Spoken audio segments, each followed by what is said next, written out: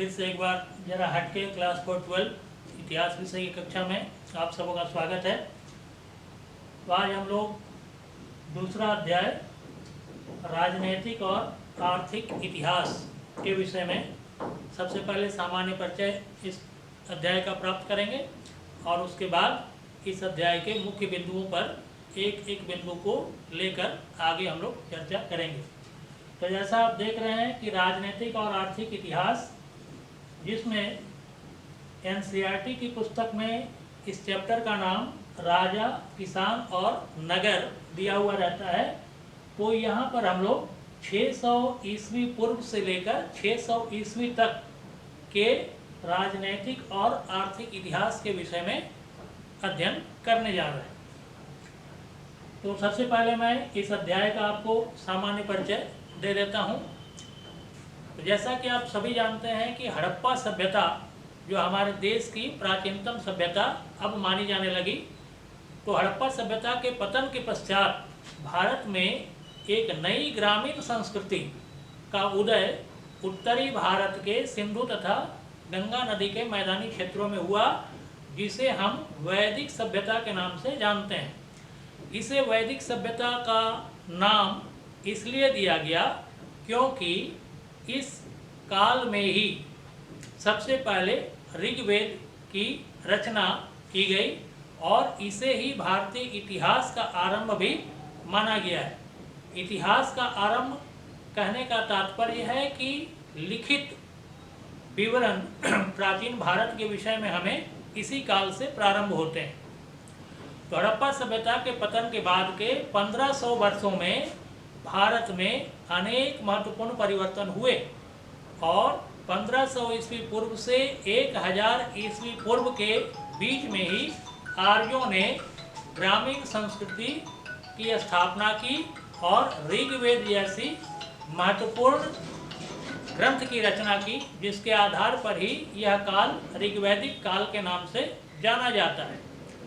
वहीं 1000 ईस्वी पूर्व से 600 ईस्वी पूर्व के मध्य अन्य जो 3 वेद हैं, जिनमें सामवेद, अथर्ववेद और यजुर्वेद, इन तीनों की रचना हुई, इसलिए इस काल को इतिहासकारों ने उत्तर वैदिक काल की संज्ञा दी है।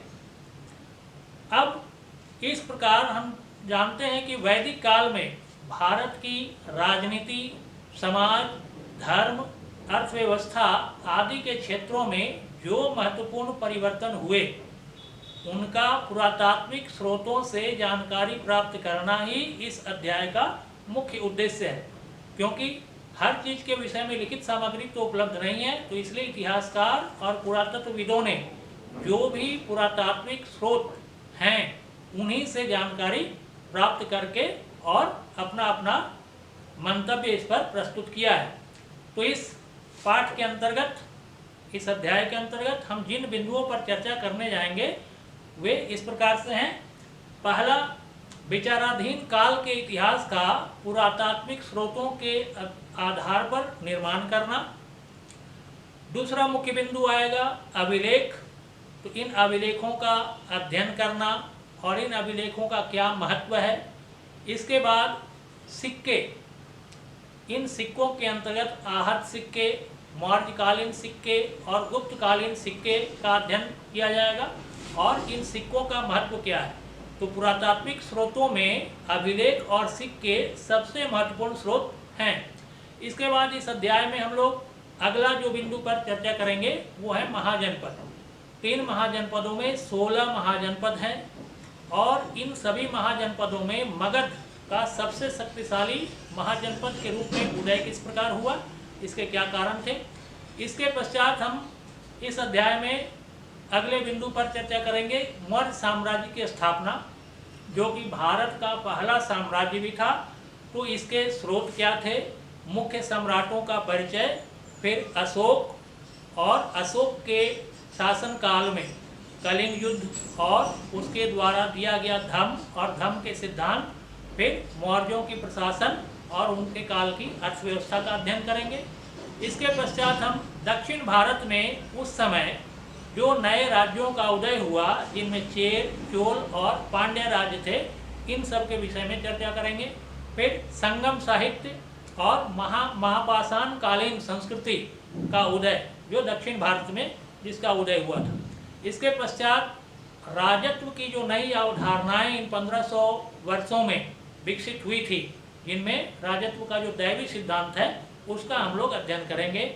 और अंत में हम लोग गुप्तकालीन साम्राज्य, तो गुप्तकालीन साम्राज्य के स्रोत के विषय में, उनके शासनकाल में नगरों के विकास के विषय में और अर्थव्यवस्था के विषय में हम लोग चर्चा करेंगे।